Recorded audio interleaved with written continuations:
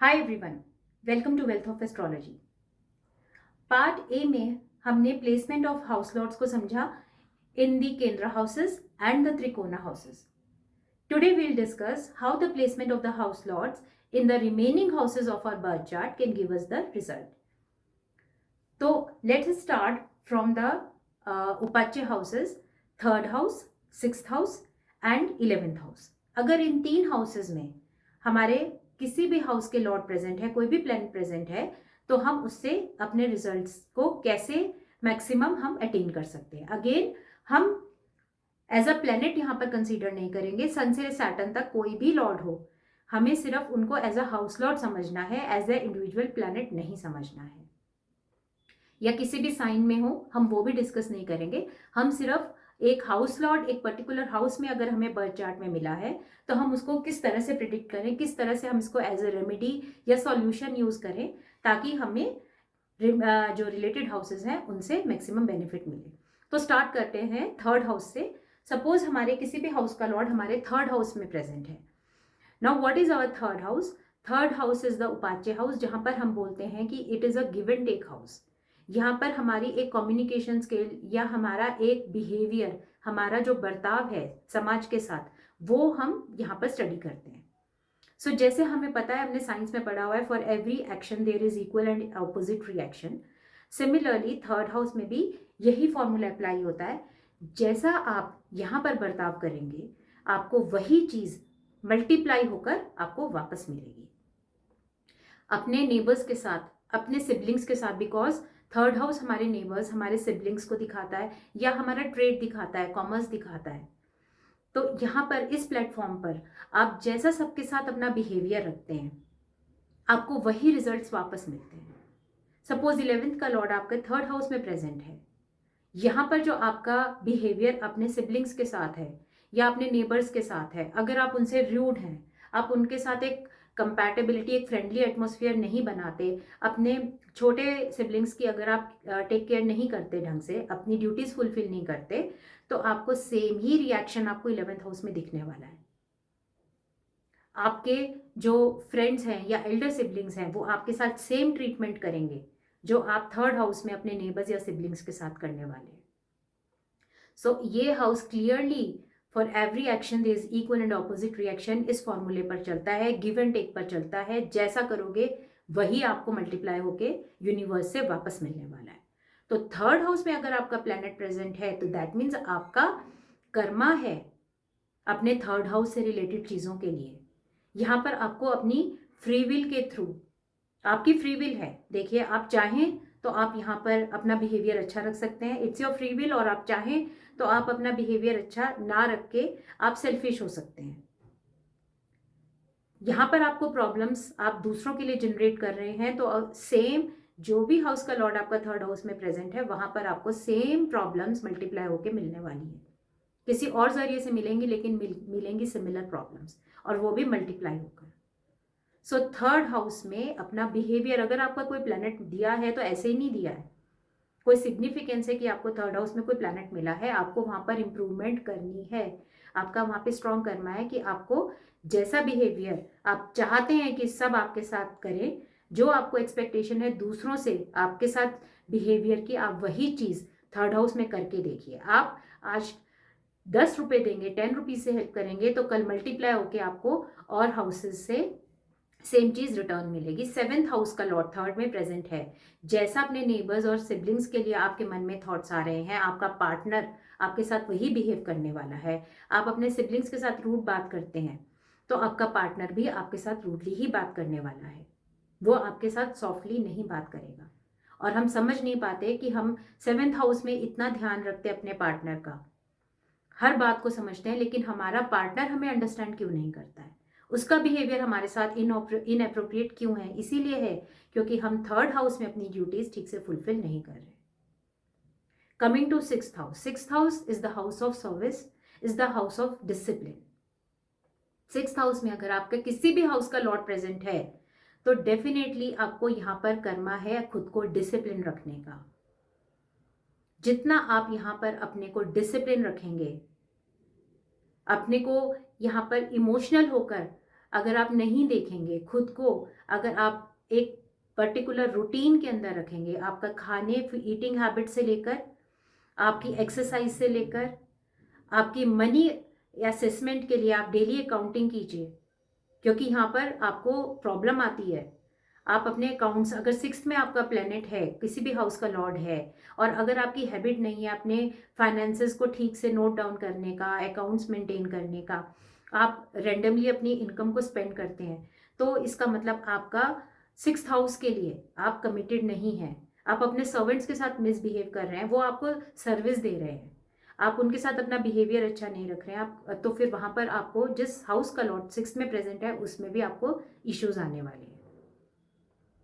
ऐसे ही अगर आप अपने फूड हैबिट्स का ध्यान नहीं रखते हैं, आप अपने को फ्री छोड़ते हैं, जो मन है वो खा लिया, जब मन है खा लिया, आपका एक डिसिप्लिन नहीं है खाने के लिए, तो आपको जिस हाउस में जो हाउस लॉर्ड आपका 6th में प्रेजेंट है वो भी आपको ट्रबल करने वाला है। 2nd का लॉर्ड है तो आपको अपनी हेल्थ में, अपने फिनेंस में इशू आएंगे। 1st का लॉर्ड है, आपको अपनी हेल्थ में अगेन आपको हेल्थ इश्यूज हो सकते हैं। आपका 11th के अंदर अगर 11th हाउस का लॉर्ड 6th में प्रेजेंट है, आप अपने बोलने पे डिसिप्लिन नहीं है आपका, आप ठीक से अपने सोच समझ के नहीं बोलते हैं, आर्ग्यू करते हैं, तो आपको 11th के अंदर उसका रिजल्ट भुगतना पड़ेगा।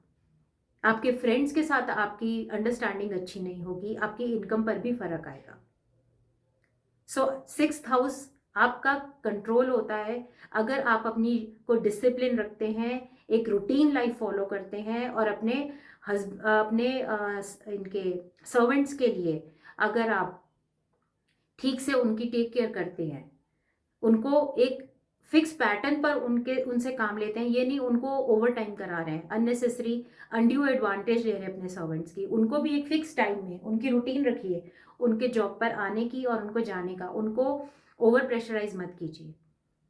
ड्यूटी के बाद भी जबरदस्ती रोक कर उनके ऊपर स्ट्रेस डाला हुआ है, ये सब करने से आपको उन हाउसेस में दिक्कत आने वाली है जिनका लॉर्ड आपके 6th में प्रेजेंट है।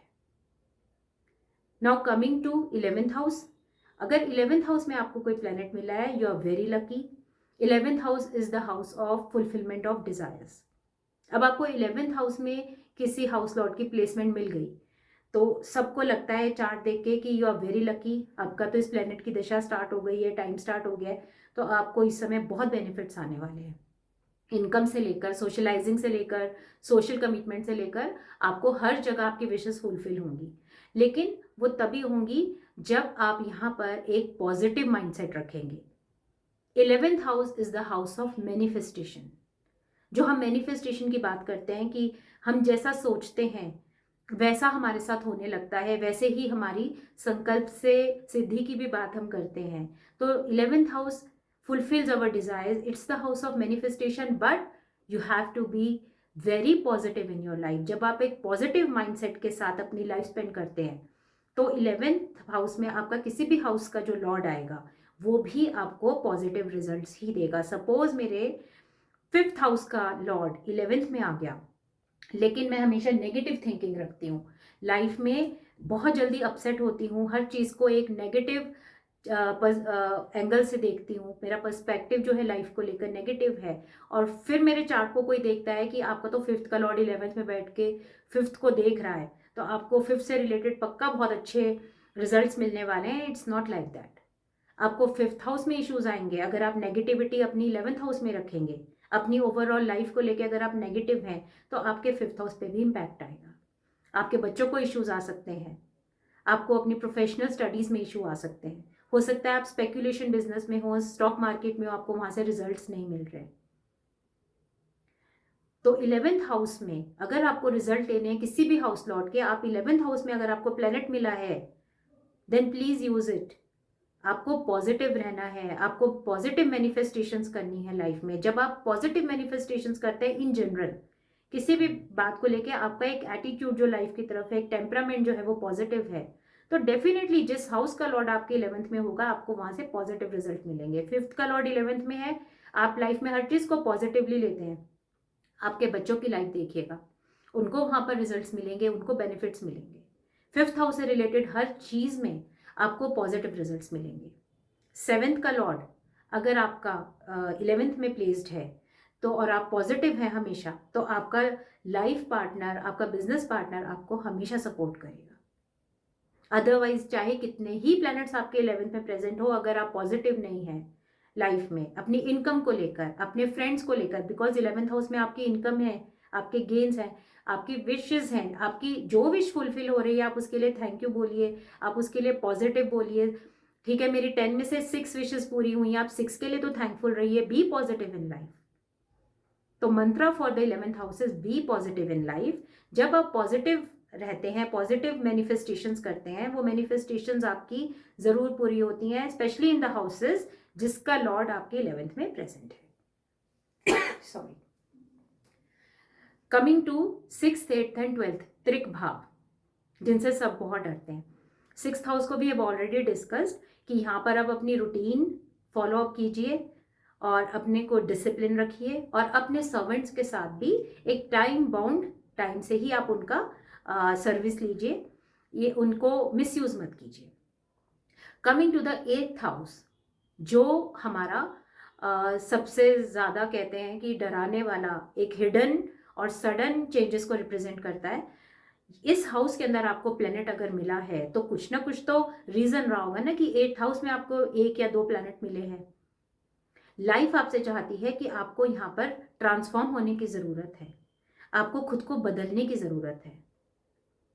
आप 8th हाउस में अगर प्लैनेट देखते हैं, आप समझ जाइए आपको लाइफ में कहीं ना कहीं थोड़ा खुद को बदलने की ज़रूरत है, तभी आपको उस हाउस के अच्छे रिजल्ट मिलेंगे जिसका लॉर्ड आपका 8th में प्रेजेंट है।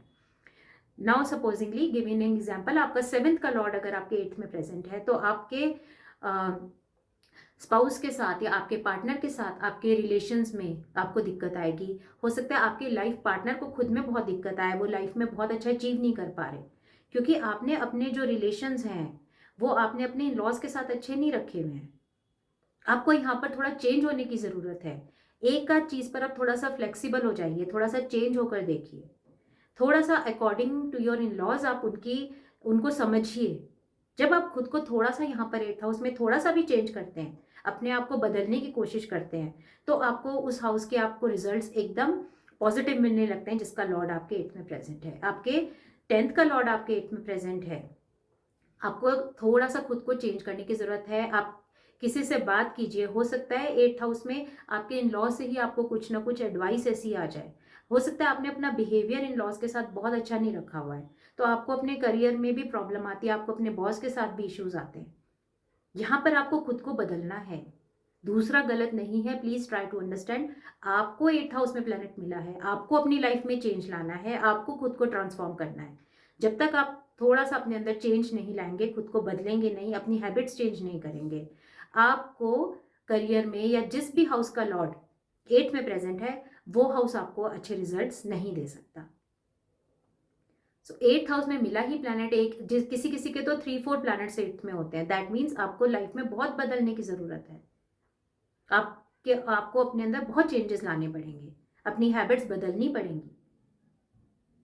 ये एस्ट्रोलॉजी बनाई ही इसीलिए गई होगी कि लोग अपने चार्ट को समझकर थोड़ा अपने लाइफ को चेंज कर सकें, अपनी लाइफ की प्रॉब्लम्स को समझ सकें। कि आप सोचेंगे मैं 10th हाउस में तो इतना अच्छा काम कर रहा हूँ, मैं अपने करियर के लिए इतना कमिटेड हूँ, या अगर आपका 4th का लॉर्ड अगर आपके 8th में प्रेजेंट, आप बोलेंगे मैं अपने घर के लिए इतना बिजनेस में, अपने घर के लिए, अपनी प्रॉपर्टी के लिए मैं पूरा ध्यान से अपना सेल परचेज करता हूँ, फिर भी मेरे जब प्रॉपर्टी लेता हूँ मुझे इश्यूज आ जाते हैं, मेरे प्रॉपर्टी में हमेशा डिस्प्यूट्स हो जाते हैं, मेरी मदर को भी हमेशा इश्यूज रहते हैं मुझसे, मैं उन्हें कभी कन्विंस ही नहीं कर पाता, मैं कितना भी उनके लिए करूँ वो कभी खुश नहीं हो पाते, बिकॉज आप 8th हाउस के अंदर अपने कर्मास को फुलफिल नहीं कर रहे हैं। जहां पर आप, हो सकता है इन लॉज के साथ आपकी अंडरस्टैंडिंग अच्छी नहीं है, हो सकता है आप इनहेरिटेंस को लेकर भी, आपका जो माइंडसेट है, आपकी इनहेरिटेंस प्रॉपर्टी है, आप उसको लेकर हो सकता है आपकी सोच जो है वो बहुत, आपको कुछ चेंज करना है, कुछ थिंकिंग पैटर्न में आपको चेंज लाना है, कहीं ना कहीं थोड़ा सा एक स्विच है, आपको थोड़ा स्विच होना पड़ेगा, थोड़ा चेंज होना पड़ेगा। जैसे ही आप उस चेंज को, उस अडेप्टेबिलिटी को एक्सेप्ट करते हैं अपनी लाइफ के अंदर, आपको आपके रिजल्ट्स मिल जाएंगे जिस हाउस का लॉर्ड आपके 8th में प्रेजेंट है। सो 8th house works through transformation. देखिए 8th हाउस में ना आप जीत नहीं सकते, अगर आपको जीतना है ना 8th हाउस में, तो आपको हारना पड़ेगा।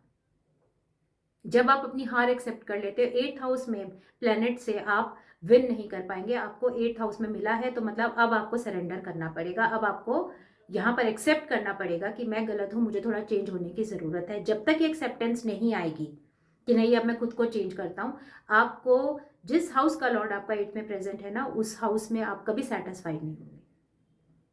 सो प्लीज़ इस बात को समझिए कि 8th के ट्रांसफर के थ्रू आपको उस हाउस में रिजल्ट मिलेगा जहां पर आप, जिसका लॉर्ड आपका 8th में बैठा है। आपका ये कर्मा है इस लाइफ के अंदर खुद को चेंज करने का। Coming to the 12th house, 12th house में अगर आपका कोई हाउस लॉर्ड गया है, 12th हाउस हमें क्या सिखाता है? We have to let go things, we have to forgive, we have to and, we have to forgive and forget. अगर 12th में किसी का कोई प्लैनेट मिला है, किसी हाउस का लॉर्ड मिला है, तो इसका मतलब इन जनरल आपको हर चीज को जाने देना है, आपको बातों को पकड़ कर नहीं बैठना है। और नॉर्मली लोगों की हैबिट होती है, जिनका अगर 12th हाउस में कोई प्लैनेट है तो उनकी आदत होती है बातों को पकड़ के बैठने को, जल्दी से कहते हैं मैं भूलता नहीं हूं। तो उनको लेट गो सीखना पड़ेगा। आप दूसरों का जो कर्मा है उनको जाने दीजिए ना, उनको, उन्होंने कुछ गलत किया है तो, बिकॉज 12th हाउस आपका ट्रू स्पिरिचुअलिटी दिखाता है। यहाँ पर आपका एक भगवान पे आप छोड़ देते हो ना जब, कि ठीक है ना, मैं क्यों सोचूं, ऊपर वाला है ना, वो अपने आप देखेगा। ऊपर एक पावर है, एक सुप्रीम पावर है जो सारे दुनिया को चला रही है, आप उस पर छोड़ दीजिए, ठीक है, वो अपने आप देखेगा। मैं अपने मन से सब क्लियर करता हूँ, आपको क्लियर रहना है, आपको लाइट रहना है, वरना आपका उस हाउस में प्रॉब्लम आने वाली है। अगर आप चीज़ों को पकड़ के बैठते हैं ना, और आपका सपोज सेकंड का लॉर्ड आपका 12th में बैठा है, तो आप चीज़ों को पकड़ के बैठने की आदत है, लोगों की बातों को आप याद कर करके उनको कर्स करते हैं, आप उनको जाने नहीं देते कि मैं नहीं भूल सकता मेरे साथ क्या हुआ है। तो आपको दिक्कत का है ना, आपको सेकंड हाउस में आने वाली है। आपके जो एसेट्स हैं, जो रिलेशंस हैं, यहाँ पर आपको प्रॉब्लम दिखाई देगी कि पता नहीं मेरे घर वालों को क्या प्रॉब्लम है, मैं कितना तो उनके लिए करता हूँ, वो समझते ही नहीं है, पता नहीं पैसा जाता कहाँ है, कमाता भी इतना हूँ, जुड़ता क्यों नहीं है। क्योंकि आप चीज़ों को लेट गो करना नहीं सीखे, आप दूसरों को फॉरगिव करना नहीं सीखे। आप दूसरों को फॉरगिव कीजिए। 12th में क्यों मिला आपको प्लैनेट? इसीलिए मिला है कि आपको ये प्रैक्टिस करनी है इस लाइफ में। Once you start forgiving, once you start forgetting the things, आपको उस हाउस का रिजल्ट अच्छा मिलेगा। जो लॉर्ड बैठा है, आप ये अपने लिए कर रहे हैं। आप ये सोचिए, ठीक है ना, मैं छोड़ रहा हूँ, भगवान अब अपने आप देखेगा। कोई मेरे साथ गलत कर रहा है ना, मैं नहीं दिल से लगाता, मैं नहीं सोचता, ऊपर वाला बैठा है, वो अपने आप हिसाब करेगा। And then you see the change in your life. आपको अपने आप अपनी लाइफ के अंदर चेंज मिलेगा। आपको उस हाउस से इतने सुंदर रिजल्ट्स मिलेंगे जिसका लॉर्ड आपका 12th में बैठा है। अब हम लास्ट हाउस डिस्कस करते हैं, which is the second house. अगर सेकेंड हाउस में आपका कोई प्लैनेट मिला, इट्स वेरी गुड। यहाँ पर आपका कर्मा बहुत ईजी है। आपने इसमें भी हम एक साइंस के, आपको पढ़ा होगा आपने बचपन में क्लासेस में, कि आपको रिसोर्सेज मिलते हैं। सो आपने पढ़ा होगा topic conservation of resources, how to take the best use of resources, how to conserve the resources, how to prevent the resources, do not miss use your resources. वही चीज हमारे सेकेंड हाउस में represent होती है, क्योंकि second house is again the house of resources. आपके पास आपका food resource है, आपकी फैमिली आपका रिसोर्स है, आपका पैसा आपका रिसोर्स है, इवन आपकी वॉइस भी आपके लिए एक रिसोर्स है, जिसके थ्रू आपको इस लाइफ के अंदर अपने आप को एक्सप्रेस करने का मौका मिलता है। बट आप मिसयूज करते हैं यहाँ पर रिसोर्सेज का। आपकी भाषा अच्छी नहीं है, आप कुछ भी मन में आता है बोलते हैं। आप अपने खाने को, भगवान ने इतना खाने के लिए दिया, आप वेस्ट करते हैं खाना। आपके पास पैसा है, आप पैसे को मिसयूज करते हैं, उसको सही जगह यूज नहीं करते हैं। आप अपनी फैमिली का मिसयूज करते हैं, अपनी फैमिली के नेम का मिसयूज करते हैं। जब आप अपने रिसोर्सेज को मिसयूज करेंगे ना, तो जो हाउस का लॉर्ड आपका सेकंड में बैठा है, उस हाउस में आपको रिजल्ट नहीं मिलेगा।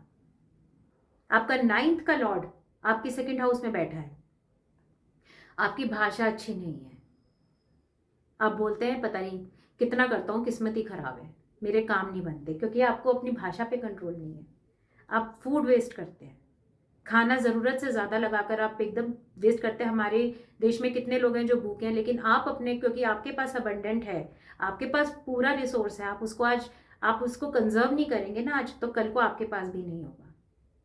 अगेन 9th हाउस में इश्यूज आएंगे, पैसे का इशू है, आप पैसे को बहुत फ्लॉन्ट करते हैं, आप वेस्ट करते हैं अननेसेसरी। पैसे की कदर नहीं है आपको, अपनी फैमिली की कदर नहीं है आपको। आज आपके लिए आपके फैमिली वाले सपोर्ट करते हैं, मतलब आप उनको टेक इट फॉर ग्रांटेड लेते हैं, मिसयूज कर रहे हैं। तो आपको अपने भाग्य में अपने आप कमी दिखेगी, आपको अपनी ब्लेसिंग्स में अपने आप 9th हाउस से कमियां मिलेंगी, ट्रैवल में दिक्कत आएगी, हायर डिग्री में, फिलॉसफी में, इन सब चीज़ों में, लक में, भाग्य साथ नहीं दे रहा, आपको ये सब फील होगा। हो सकता है आपको आपके फादर से भी इश्यूज आते हैं। 11th का लॉर्ड सेकंड में है, आप अपने रिसोर्सेज को मिसयूज करते हैं, वेस्ट करते हैं, उनकी कदर नहीं है, तो आपको अपनी इनकम में प्रॉब्लम आएगी, अपनी सोशल कमिटमेंट्स में प्रॉब्लम आएगी। तो सेकंड हाउस में अगर आपको मिला है कोई प्लैनेट, कोई हाउस लॉर्ड मिला है, उस हाउस का रिजल्ट अगर आपको चाहिए तो अपने सेकंड हाउस में अपने कर्मा को चेक कीजिए। आप अपने रिसोर्सेज को वेस्ट तो नहीं कर रहे हैं, मिसयूज तो नहीं कर रहे हैं। और once you start conserving, using them properly, अपने रिसोर्सेज को जो आपको ब्लेसिंग्स मिली हैं इन सेकंड हाउस, आप उनको ठीक से यूज करके देखिए, आपका रिजल्ट उस हाउस से भी बहुत अच्छा आएगा जिसका आपका लॉर्ड सेकंड में प्लेस्ड है। सो दिस वे हम अपने सब हाउस लॉर्ड्स की प्लेसमेंट को हमने कवर करा है in part A and part B, कि उनकी प्लेसमेंट्स के थ्रू हमें क्यों इश्यूज आते हैं किसी हाउस को लेकर। और हमारा बर्थ चार्ट देख के तो सब लोग बोलते हैं आपका बहुत अच्छा प्लेस्ड है प्लैनेट, आपको इसके टाइम के अंदर या नॉर्मली आपकी लाइफ के अंदर आपको इन चीज़ों से लेकर दिक्कत नहीं आएगी, मगर फिर भी हमारी प्रिडिक्शंस रॉन्ग हो जाती हैं, हमें रिजल्ट्स नहीं मिलते, हम सफ़र करते हैं। रीज़न यही है कि हमने अपनी पास्ट डीड से तो प्रोमिसेस हम इस लाइफ में ले आए, बहुत अच्छे अच्छे प्रॉमिस ले आए, केंद्र में प्लेसमेंट है, प्लैनेट्स की त्रिकोण में प्लेसमेंट है, सेकंड में 11th हाउस में प्लेसमेंट है, लेकिन हम इस बर्थ के अंदर इन प्लेसमेंट्स को खराब कर रहे हैं खुद ही अपनी फ्री विल की वजह से। प्रॉमिस भी तभी आपका पूरा होगा, डेस्टिनी भी आपका तभी साथ देगी जब आप अपनी फ्री विल को, अपने कर्मास को इस लाइफ के अंदर ठीक से यूज करेंगे। आप एक बार इन चीज़ों को अपनी लाइफ में अप्लाई करके देखिए, डेफिनेटली आई नो कि आपको रिजल्ट्स मिलेंगे। और अभी हमने एक बहुत ही बेसिक लेवल पर समझा है, हमने प्लैनेट्स और साइंस और राशिस को डिस्कस नहीं किया है, उनको भी हम आगे आने वाले वीडियोस में कवर करेंगे कि एक प्लैनेट की सिग्निफिकेंस को आप कैसे समझ के उस प्लैनेट से भी आप बेनिफिट ले सकते हैं। प्लैनेट्स हमारी एनर्जीज हैं, ये जो हमारा प्रैक्टिकल वर्ल्ड है ना, जो मटेरियलिस्टिक वर्ल्ड है, वो हमारे हाउसेस दिखाते हैं। इन हाउसेस के थ्रू हम अपनी डेली लाइफ में जो हमारे कंसर्न चीज़ें हैं, जो डेली रूटीन है, या हमारा इस वर्ल्ड में रहने के जो हमारी बेसिक नेसेसिटीज़ हैं, उनसे रिलेटेड अगर हमें इशू सॉल्व करने, हम इतना भी अगर कर लेंगे, हम बहुत डिटेल में प्लैनेट्स में, साइंस में नहीं भी जाएंगे, तो भी हमारे 80% इशू सॉल्व हो सकते हैं। बाकी तो प्लैनेट्स को हम और अच्छे से समझेंगे, उनकी एनर्जीज को समझेंगे कि एक प्लैनेट एक साइन में कैसे एनर्जीज को यूज करता है, तो वो चीज़ हमें और आगे हमारी इम्प्रोवाइज करेगी हमारी स्टडी को। बट आज इस टॉपिक को इतने लेवल तक आप ये समझिए, एक हाउस लॉर्ड है और वो एक हाउस में प्रेजेंट है, अपने हाउस में तो सारे हाउस लॉर्ड प्रेजेंट नहीं होंगे, एक हाउस का लॉर्ड है, वो किसी और हाउस में प्लेस्ड है। क्यों आपको कोई प्लेसमेंट मिली है, क्यों आपको कोई प्लेनेट त्रिकोण में मिला है, या त्रिक भाव में मिला है, या आपको पांचवे में मिला है, या सेकंड में मिला है, कुछ तो रीजन होगा ना। आप वो लेकर आए हैं, तो इस लाइफ में आप अपनी ड्यूटीज उस हाउस से फुलफिल कीजिए और अपने रिजल्ट्स आपको हाउस लॉर्ड्स जरूर देंगे। And wish you good luck. और कोई भी अगर डाउट है तो please WhatsApp me, call me.